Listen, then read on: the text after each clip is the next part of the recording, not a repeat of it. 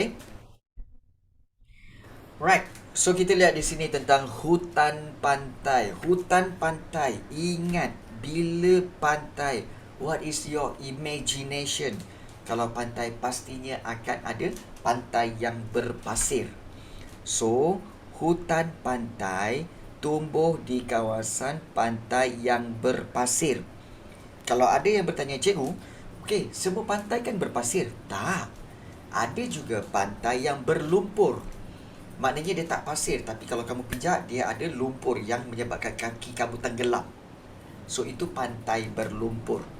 Okay? So, kalau hutan pantai, dia ada di kawasan pantai yang berpasir sahaja. Okay. Bukan sinkhole lah. Itu dia macam mud. Ataupun kita ada kawasan macam kawasan swamp ataupun kawasan berpaya. So, dia pantai berlumpur. Bukan quicksand. Itu mud. MUD, mud. Ataupun lumpur. Ataupun dipanggil selut. Okay. So, hutan pantai tumbuh di kawasan pantai yang berpasir. So, jenis-jenis pokok yang terdapat di kawasan ini adalah seperti pokok ru, ya, pokok tapak kuda, kemudian pokok renek yang rendah-rendah, pokok mengkuang, cemerlang laut, bintangur laut, kelat jambu laut dan juga pokok kelapa. Ya, quicksand ada, tapi kebanyakannya quicksand itu di padang pasir. Okey, bukan di pantai. Okay, kebanyakannya di padang pasir. Baik. Okey, so kalau kita lihat di sini, inilah dia contoh-contoh pokok seperti pokok tapak kuda. Anda tengok ini pokok dia yang berupa macam rumput berada di bawah. Okey, itu dipanggil pokok tapak kuda. Kemudian pokok ru. Ini pokok ru. Ini biasalah kalau kamu pergi Port Dickson, kamu pergi ke pantai timur, pokok-pokok ru ni memang banyak. Kat Cerating pun banyak, ya betul. Okey, kemudian yang di belakang ini pokok-pokok yang renek, iaitu pokok-pokok rendah. Kemudian yang ini adalah pokok mengkuang, yang mana pokok mengkuang ni ada di sini, hutan pantai. Dan di belakang itu barulah ada pokok kelapa. So kalau kita lihat di sini, kenapa dia susunan dia begini ya cikgu? Bukan semua tempat pokok-pokok ni susunan begini Ada sesetengah tempat. Contohnya, kamu tahu tak tujuan kenapa pokok-pokok tapak kuda ni berada di pantai? Untuk supaya memegang pasir itu. Supaya pantai itu tidak dihakis oleh air laut. Ini maknanya pokok tapak kuda itu menghalang hakisan pantai. Itu satu. Kemudian kalau kamu tengok pokok ru ni kenapa dekat sini? Kerana bila angin yang kuat dia bertiup ke pokok itu akan memecahkan angin itu tersebut. Percayalah, cikgu pernah alaminya di Cerating, di mana apabila cikgu berdiri di hadapan pantai, ya memang wujud. Bila cikgu berada di hadapan pantai, di hadapan laut kan, angin sangat kuat. Tetapi apabila cikgu pergi ke belakang pokok-pokok ru, cikgu berdiri di belakang, di belakang ini, angin tak terasa. Angin laut tu tidak sampai ke belakang. Maknanya apa? Maknanya pokok ru ini telah berjaya memecahkan, fungsi dia memecahkan angin. So, betul. Ini memang terbukti. So, itulah fungsi pokok-pokok ru itu. Pokok-pokok ru itu fungsi dia untuk apa? Memecahkan angin. So, itu antara jenis pokok yang terdapat di kawasan pantai. Dan ketinggiannya pun juga adalah berbeza-beza. Ya, betul, memecahkan aliran angin, betul. So, pokok ru tumbuh tinggi sehingga 40 meter, mempunyai batang yang lurus, tinggi dan berbentuk silinder. Dan tumbuh-tumbuhan yang menjalar seperti tapak kuda. Sesuai hidup di pantai yang berpasir. Yes, 40 meter tinggi Pokok kelapa pun sama kan? Ya betul, pokok kelapa pun sama, tapi tak sebaik pokok ru lah. Pokok ru punya dia pecah angin lagi hebat daripada pokok kelapa. Baik. Profil hutan pantai di bawah menunjukkan perbezaan tumbuh-tumbuhan semula jadi mengikut jarak dari laut. Maknanya semakin jauh daripada laut, maka kalau kita lihat pokok dia pun berbeza. Tak pernah tengok pokok ru lebih daripada 10 meter. Okey. Ada. Memang pokok ada lebih daripada 10 meter. 40 meter pun ada. Tinggi, memang tinggi. Okey. So inilah dia profil bagi hutan pantai. Okey. Jadi kalau biasanya bercuti ni kita suka pergi pantai kan. Buktikan cikgu boleh. Apa yang buktikan? Nak buktikan apa? 40 meter ya. Aduh ya, itu pun nak bukti ke? Faham. Faham korang ni. Memang korang ni cari alasan je nak ajak pergi berjalan. Tahu kan? Korang nak tengok kan pantai kan? Korang nak tengok hutan pantai kan? Kau cakap betul-betul. Kau jangan nak menyembang, jangan nak membongak. Dah percaya dah korang ni. Kan? Semua ni trik, semua ni dalam tangan. Cikgu dah agak dah korang mesti nak ajak suruh tengok kat mana hutan pantai tu kan. Aku dah agak dah korang ni. Aku dah agak dah. Got to us. Kan?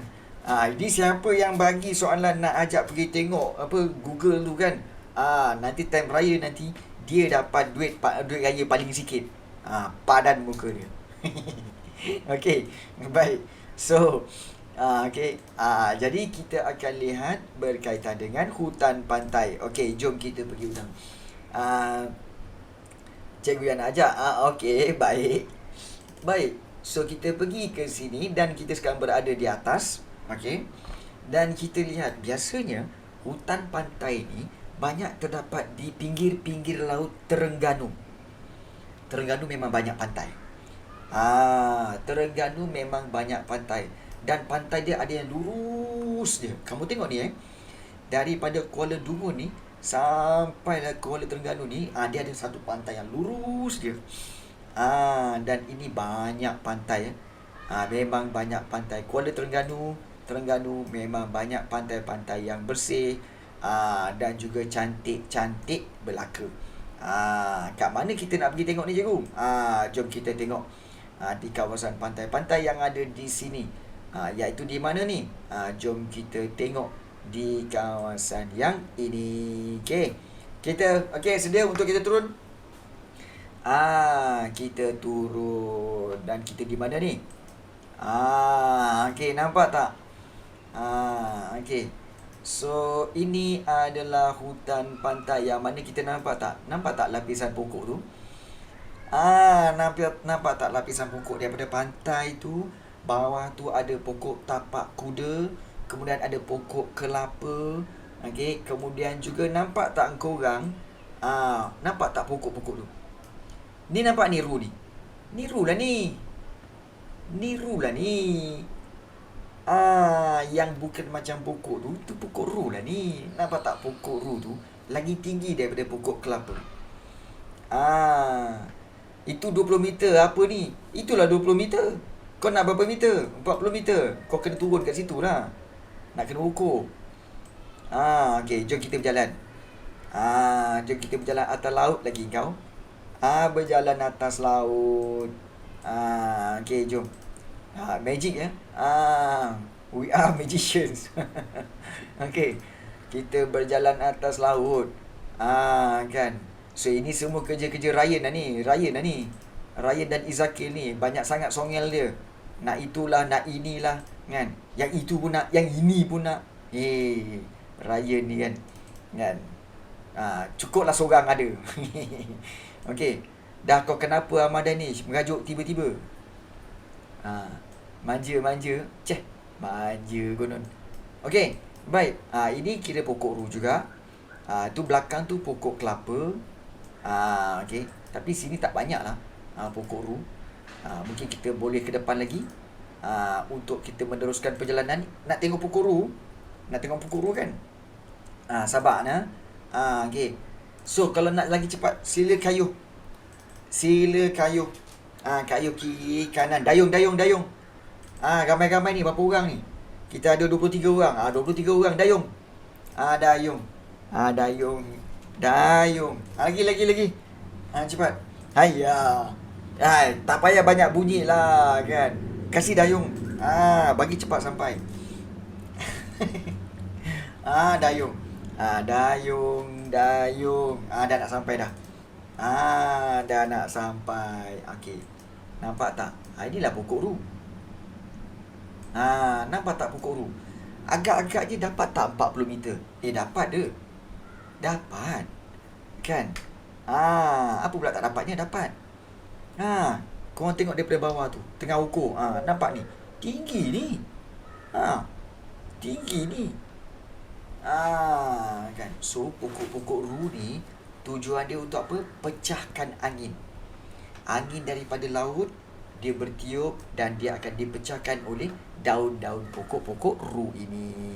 So, dan kalau kamu berdiri di bahagian belakangnya 39 meter, tak sampailah cikgu. Kau ni kan memang dah lama tak makan kasut saiz 7 tau. Kan? Ada yang makan kasut saiz 7 ni sekarang. Okey, baik. So ini air laut dan angin yang bertiup daripada air laut ini, inilah yang menyebabkan angin yang bertiup ini dan akan dipecahkan oleh pokok-pokok ru. Okey, baik. So itulah hutan pantai. Contoh hutan pantai. Okey. Harap-harapnya semua berpuas hatilah. Macam tu hutan pantai. Kita kalau nak belajar, kita kena tengok betul-betul. Kita tak boleh main agak-agak je. Agaknya pokok tu macam ni. Agaknya pokok tu macam tu. Tak boleh. Kita kena tengok betul-betul. Itulah pokok ru. Itulah pokok tapak kuda. Barulah betul. Okey, baik. Baik. Kita teruskan dengan jenis hutan yang ketiga, iaitu hutan paya air tawar. Baik. Take note bahawa hutan paya ada dua jenis. Hutan paya ada dua jenis, iaitu air tawar dan satu lagi air masin. Okey. Baik. Takkanlah tak tahu, mestilah tahu. Baik, air tawar maknanya air daripada air sungai ataupun air tasik ataupun air perigi. Itu air tawar. Kalau hutan paya air masin, maknanya adalah hutan paya di air laut, iaitu di kawasan di tepi-tepi laut. So itu hutan paya air masin. So ada dua hutan paya. So kita tengok dulu hutan paya air tawar. Baik, hutan paya air tawar terdapat di kawasan yang bersaliran buruk. Take note tentang perkataan ini, konsep ini. Bersaliran buruk. Apa itu bersaliran buruk? Saliran buruk maksudnya kawasan itu sering ditenggelami air. Dan air dia tak bergerak. Maknanya air bertakung aja. Dia tak bergerak. Itu dipanggil saliran buruk. Sebab air dia tak mengalir. Banyak nyamuk. Contoh macam paya bakau. Betul. Dia bersaliran buruk. Bersaliran buruk. Jadi, khususnya air sungai dan tasik.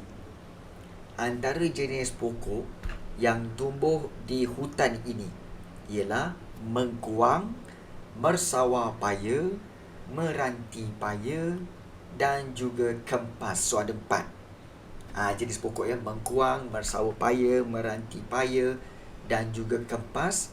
Dan juga terdapat juga pokok-pokok jenis berkayu keras dan batangnya besar, lurus dan tinggi, yang tumbuh secara bercampur aduk, rapat-rapat dan tidak mempunyai dahan di bahagian bawahnya. Macam mana tu?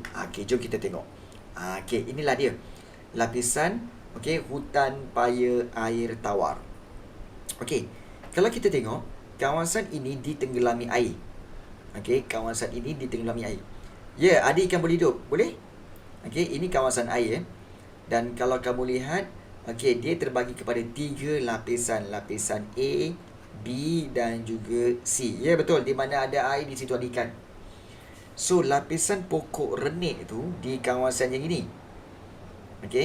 di kawasan ini, di mana tumbuh-tumbuhan ini adalah jarang-jarang kerana kurang cahaya matahari dan juga lantai hutan biasanya dibanjiri air pada musim hujan. Jadi dia kadang-kadang ada, kadang-kadang tak ada, kadang-kadang ada, kadang-kadang tak ada pokok.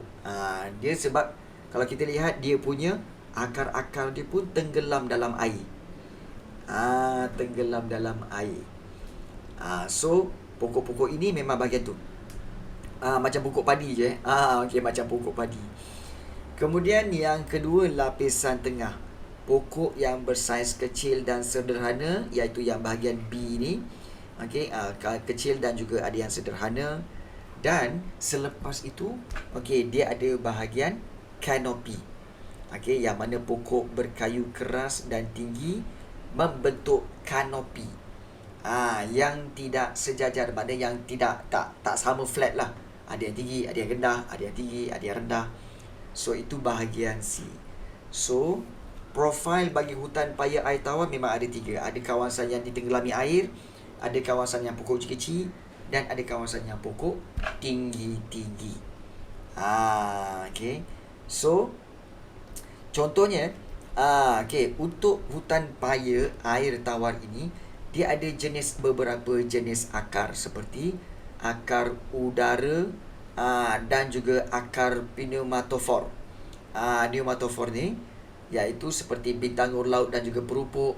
Kedua-dua akar ini membantu menyerap oksigen.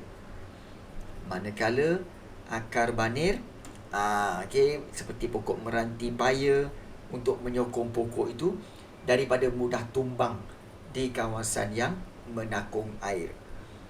Dan akar jangkang seperti pokok kelat dan juga merbulan itu menyokong pokok daripada mudah tumbuh di kawasan yang yang menakung air. Baik, akar jangkang ni sebenarnya akar yang ini. Cikgu tunjuk. Okey, akar jangkang ini sebenarnya adalah akar yang ini. Ni akar jangkang. Ni. Yang pokok dia macam tu kan. Yang dia punya akar tu macam mengangkang tu, itu dipanggil akar jangkang. Akar jangkang. Kalau akar banir, akar yang terdapat pada pokok-pokok besar ni, di bahagian bawah dia, itu akar banir. Kemudian kalau akar udara, atau akar pneumatofor ni, ini adalah akar yang terdapat di bahagian bawah pokok-pokok ni, untuk menyerap oksigen. Itu jenis-jenis akar yang terdapat pada pokok-pokok tertentu. Dan hutan dan pokok bintangur laut ni, ini pokok dia yang bersaiz sederhana besar, tidak berbanir, maknanya tidak ada akar banir. Maknanya tidak akar yang besar dan lazimnya berdahan rendah. Batang pokok ini pula berwarna kelabu dan kuning langsat, manakala kulit dalamnya berlapis-lapis dan bergetah kuning. Pokok ini menghasilkan buah yang bersegi, tulang belakang daun yang tajam dan bunga berwarna putih. Baik. Membantu, ada yang kata kenapa nak serap O2? Baik. Mungkin ramai yang berkata, cikgu, bukankah pokok-pokok ini akan menyerap karbon dioksida? Yang menyerap karbon dioksida itu adalah daun untuk membuat klorofil, untuk membuat makanan. Tapi kalau akar dia akan ambil oksigen. Pokok bintangur ada kat Malaysia? Ya, ada. Pokok bintangur ada kat Malaysia. So inilah contoh hutan-hutan pantai. Dan hutan paya air tawar.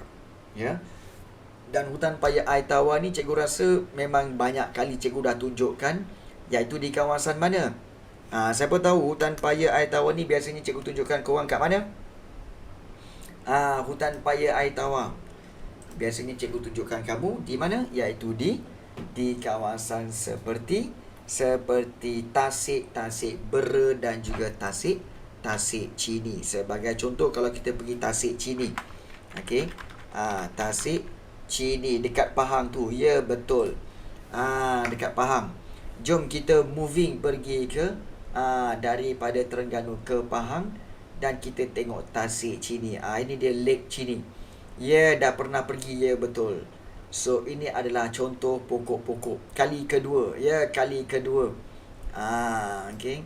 Dan dikatakan bahawa tempat ini, kenapa tempat-tempat ini dipanggil laut, cikgu? Ada laut Gumung, ada laut Mempitih, ada laut Tengkuk. Kenapa dia panggil laut, cikgu? Laut Serodong. Dalam hikayat, Tasik Chini ni sebenarnya adalah tasik yang dikatakan wujud kerana adanya naga or dragon. So dragon ini telah keluar daripada Tasik Chini ini dan telah pergi ke Laut Cina Selatan, namun dia mati di situ menjadi Pulau Tioman. Itu cerita-cerita dongeng lah. Ya, dragon. Dragon. Katanya lah. Okay, dalam bahasanya dipanggil naga lah. Okay. Tapi sebenarnya kita tak heran pun dengan naga. Kita tak heran dengan naga sebab apa? Ini contoh Tasik Chini lah. Kita tak heran dengan naga sebab apa? Kita selalu tengok naga. Siapa setuju? Kita selalu tengok naga. Betul? Betul tak? Siapa setuju? Kita selalu tengok naga. Cuma korang perasan ke tak perasan? Korang perasan ke tak perasan? Kita selalu tengok naga. Perasan. Korang tengok naga kat mana? Lupalah tu. Okay, setiap kali bulan Februari. Tududus.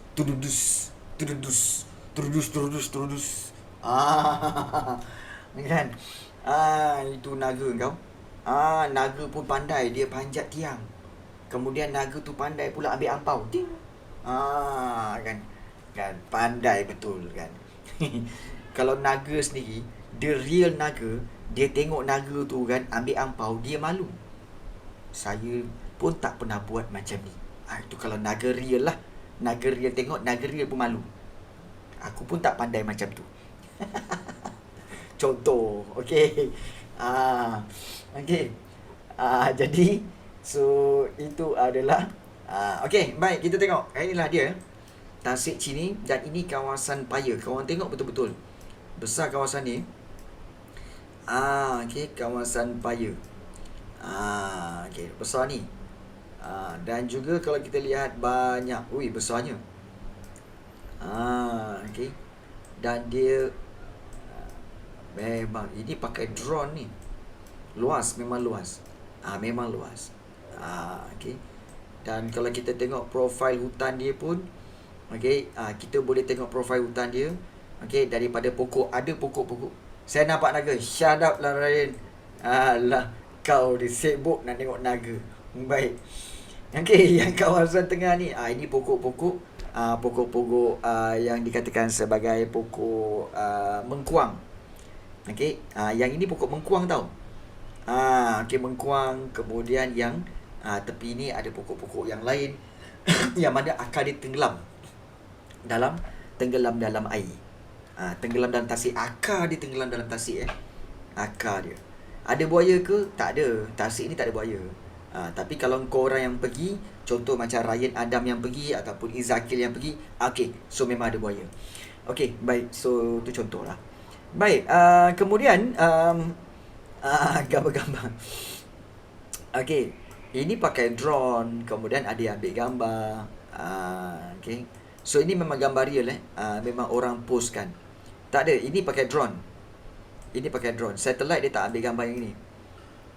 Dia tak ambil gambar yang ni. So ini adalah gambaran daripada ini contoh pokok-pokok dia lah ni. Okay, pokok-pokok di Paya Air Tawar. This is Paya Air Tawar. Kat mana ni? Tasik Chini. Kat mana Tasik Chini? Pahang. You see? Ini sebelah sana tu adalah sungai. Okay, dan Paya, kawasan Paya. Kamu tengok kawasan Paya, punyalah besar. Kan? Okay, sebenarnya terus terang cikgu cakap, seronok tengok gambar daripada atas. Korang suka tak tengok gambar daripada atas macam ni? Suka kan? Kan macam tinggi je kan. Macam wah, boleh nampak semua, bestnya kan. Ya, betul, memang best. Suka sangat kan.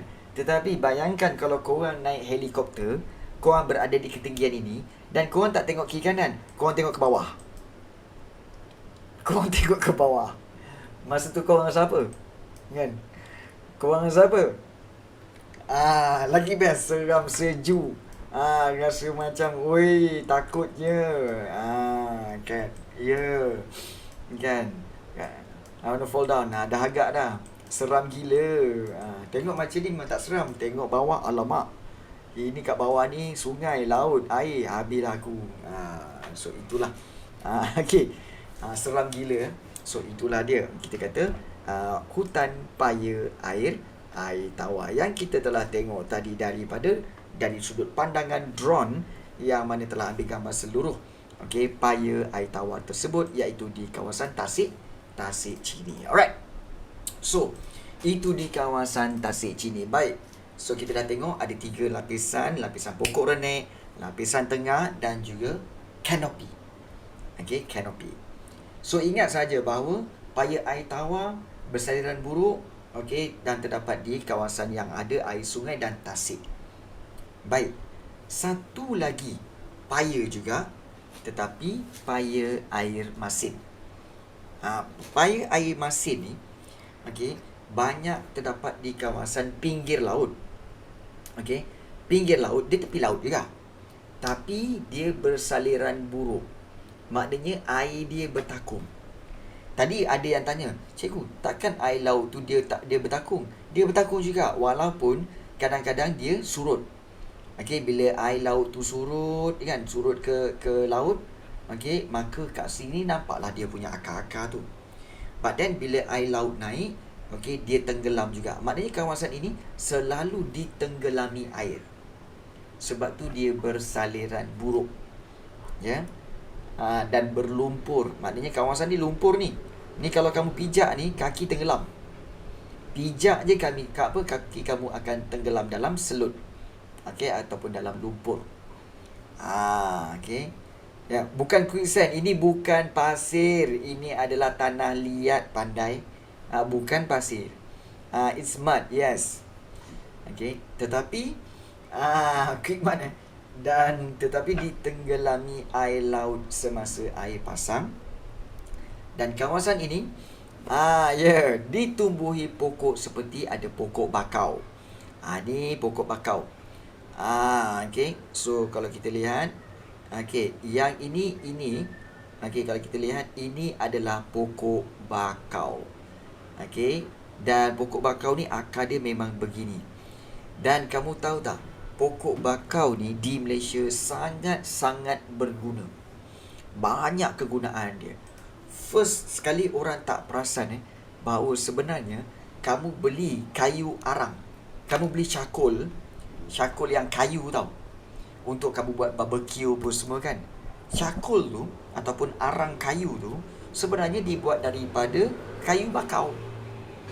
Dibuat daripada kayu bakau yang dibakar dengan suhu tinggi. Dia jadi hitam dan dia jadi arang ataupun cakul. So daripada mana? Pokok bakau. Tu pokok bakau, kegunaan dia. Pertama, untuk buat arang, kayu arang. Yang kedua, pokok bakau ini biasanya digunakan untuk piling dalam tanah apabila nak bina bangunan. Ingat bila orang nak buat bangunan, dia takkan simply terus pasang tiang, kemudian pasang dinding, kemudian pasang tiang lagi, kemudian pasang dinding. Tak. Dia takkan buat macam tu, sebab kalau buat macam tu rumah tu akan roboh. Akan collapse. Jadi apa yang diorang buat, diorang akan korek tanah dulu. Diorang akan tanam pokok bakau tadi tu, kayu-kayu dia, tanam supaya structure tanah itu menjadi kuat. And then barulah dia pasang tiang untuk naikkan bangunan. So kayu bakau itu banyak terdapat di dalam tanah untuk dibuat piling, as a piling. Arang bukan ambil masa yang panjang untuk bentuk. Tak, arang tu sebenarnya dibakar. Ini cakul, kita kata kayu arang. Betul, macam KLCC ke? Ya, betul. Arang memang dia ambil pokok bakau tadi, dia akan bakar dalam relau, okey, dan bakar dengan suhu yang tinggi. So kemudian dia akan jadi hitam. Biasanya dia bakar dalam tempoh lebih kurang 1 atau 2 hari. Dia bakar lama. Dia bakar memang lama untuk jadi hitam. Jadi itulah kegunaan pokok bakau. Okey. Baik. So kita lihat di sini ada pokok bakau, kemudian ada pokok nipah, ni nipah. Pokok nipah, kemudian ada lenggadai, sejenis tumbuh-tumbuhan, temu merah, paku pakis, ni paku pakis laut, gelam, ramin, okey, jongkong dan juga pokok nibung. Ni pokok nibung. Ni pokok nibung lurus tinggi. Dan dia berbeza mengikut jarak dari laut. Kalau semakin dekat ke laut, dia ada pokok bakau. Tapi dia makin jauh daripada laut dan dia menghala ke darat, maka akan tumbuh pokok nipah, pokok paku pakis dan juga pokok nibung. Baik. So, kalau kita lihat ada 2 jenis akar yang muncul di kawasan ini, iaitu akar ceracak. Okey, take note benda ni, ingat betul-betul, selalu keluar. Akar ceracak dan akar jangkang. Akar ceracak ni macam mana? Ni. Ni akar ceracak. Akar dia mencacak ke atas. Itu akar ceracak. Okey, dan pokok dia adalah pokok bakau api-api dan perepat. Dan untuk apa? Akar ini berfungsi untuk pernafasan. Okey, kerana pokok kekurangan oksigen kerana ditenggelami air masin. Jadi dia akan keluar menegak dari tanah lumpur. Maknanya bila air laut kat sini, okey, air laut kat sini so dia ada mencacak-cacak tu yang akan pokok itu akan bernafas. Pokok tu bernafas. Dan untuk pengetahuan kamu, mungkin kamu akan bertanya, cikgu, daripada mana pokok dia? Mungkin kamu kata, cikgu, akar ceracak ni mana pokok dia? Untuk pengetahuan kamu, pokok dia, mungkin ini pokok dia. Ini pokok dia. Ya. Tapi dia punya akar kat dalam tu, dia naik ke sini. Nampak tak? Dia naik, sambung. Dia macam tu. Pokok dia kat situ. Tapi dia punya akar tu kat bawah, kemudian dia naik balik. Dia naik balik. So dia panggil akar ceracak. Untuk apa? Untuk pengambilan oksigen. Ni. Memang it's like spikes. Memang spikes lah. Memang dia bentuk spikes. Okay. Share nutrien ke? Lebih kurang lah. Lebih kurang. So, ini adalah bagaimana pokok-pokok bakau ini berfungsi. Okay. Berfungsi. Satu lagi akar ialah akar jangkang. Cikgu, macam mana ia menyerap air? Dia bukan nak menyerap air, dia menyerap oksigen. Dia bukan menyerap air, dia menyerap oksigen. So air tu mungkin level kat sini. Okey, mungkin level air tu kat sini, level air laut. So dia punya batang-batang ceracak ini still boleh bernafas. Kobra, tu silap. Daun dia tak serap oksigen, daun serap karbon dioksida. Ingat. Pokok, okey, untuk membuat makanan, daun akan menyerap karbon dioksida kan. Bukan oksigen. Oksigen untuk akar. Oksigen untuk akar dan batang pokok itu. Okey. So, dia menyerap menggunakan, dia ada lubang-lubang roma-roma dekat situ lah. Dia ada lubang kecil-kecil. Okey.